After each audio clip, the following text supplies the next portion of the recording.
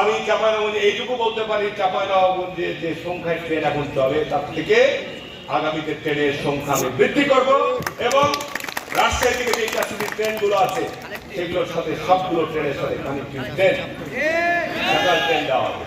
দ্বিতীয়, চাঁপাইনবাবগঞ্জে ট্রেনের সংখ্যা বাড়িয়ে দেব এবং ট্রেনের সংখ্যা যদি বাড়ে তখন আমরা আন্তর্জাতিক ট্রেনের জন্য আমরা এখানে ব্যবস্থা করবো ইনশাল্লাহ। সুতরাং এটাকে নিয়ে আজকে এই আমাদের বুলবুল সাহেবরা এসব করে পারছে। আজকে বেগম খালেদা জিয়ার দল আমি করি, উনি অতীতে মানুষের সামনে প্রকাশ্য যে প্রতিশ্রুতি দিয়েছেন, বলেছেন যে 25,000 কোটি টাকা কৃষি ঋণ মাফ করে দেবো। উনি ক্ষমতায় স্থির করে দিয়ে গেছেন। উনি মহিলাদের জন্য বয়স্ক ভাতা চালু করে গেছেন, মহিলাদের জন্য বিধবা ভাতা চালু করে গেছিলেন, উনি মেয়েদের জন্য অবৈতনিক শিক্ষা ব্যবস্থা চালু করে গেছিলেন। তারেক রহমান বলছে যে আমরা এবার আগামী দিনে ক্ষমতায় আসলে প্রত্যেক ফ্যামিলিকে স্বাবলম্বী করার জন্য মহিলারা ফ্যামিলি কার্ড পাবে।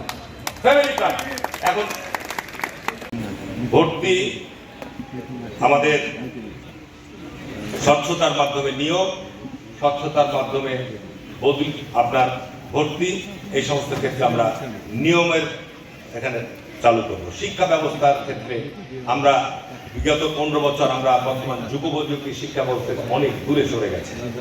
আধুনিক প্রযুক্তির বিশ্ব, আমরা শিক্ষা ব্যবস্থার মান উন্নয়ন করবো, আমাদের তরুণদেরকে, আমাদের যুবকদেরকে, আমাদের শিশুদেরকে আধুনিক প্রযুক্তিতে শিক্ষায় শিক্ষিত করব।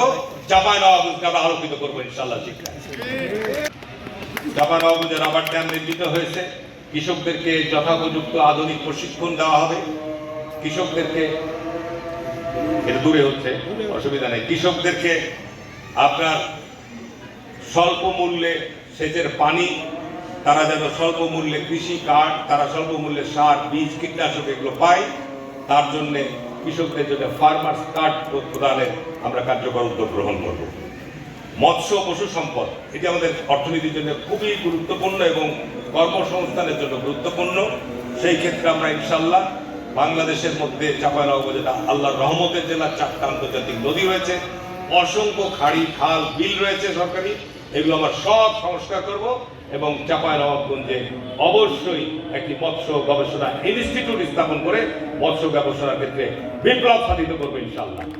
পশুপালনের ক্ষেত্রে আমাদের এখানে পোলট্রি এবং আমাদের হাঁস, মুরগি, ছাগল, গরু এই সমস্ত পালনের ক্ষেত্রে যে দুর্বলতাগুলো রয়েছে এইগুলোকে দূর করার জন্য কার্যকর পদক্ষেপ গ্রহণ করা হবে। স্বাস্থ্য হচ্ছে আমাদের ন্যায্য অধিকার, সাংবিধানিক দায়িত্ব সরকারের। স্বাস্থ্য ব্যবস্থাকে জনগণের দোরগোড়ায় পৌঁছাতে হবে। আমাদের হাসপাতালে ডাক্তার নাই, হাসপাতালে টেকনোলজিস্ট নাই, জনবল নাই, এইগুলোকে আমরা দূর করে যেন আমাদের সাধারণ মানুষ সরকারি হসপিটালগুলোতে চিকিৎসা সেবা পায় সেটিকে আমরা নিশ্চিত করবো ইনশাল্লাহ, এটি দায়বদ্ধ।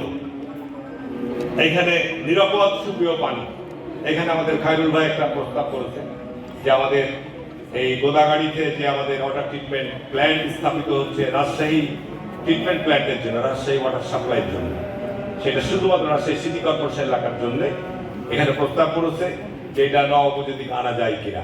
আমরা চেষ্টা করব এইভাবে উদ্যোগ নিয়ে, যদি সেটি মানে সম্ভব হয় সেটি হবে। কিন্তু আমি আপনাদের অবগতির জন্য জানাচ্ছি ইনশাল্লাহ ইতিমধ্যেই আমাদের রাবার ড্যাম সার্ফেস ওয়াটার তৈরি হওয়ার ফলে আমরা 4টি ইউনিয়নে ওয়াটার ট্রিটমেন্ট প্ল্যান্টের টেন্ডার হয়ে গেছে, কাজও চলছে। Baliadanga union, Maharajpur union, Ranihati union এবং বারোঘর ইউনিয়ন, 4টা ইউনিয়নে ওয়াটার ট্রিটমেন্ট প্ল্যান্ট আমরা মহানন্দা নদী থেকে পানি উত্তোলন করে আমরা বিশুদ্ধ করে পাইপলাইনের মাধ্যমে আমরা গোটা ইউনিয়নে, গোটা জেলায় সুপেয় পানি সরবরাহ করবো ইনশাআল্লাহ, মহানন্দা এবং পাগলা নদী থেকে।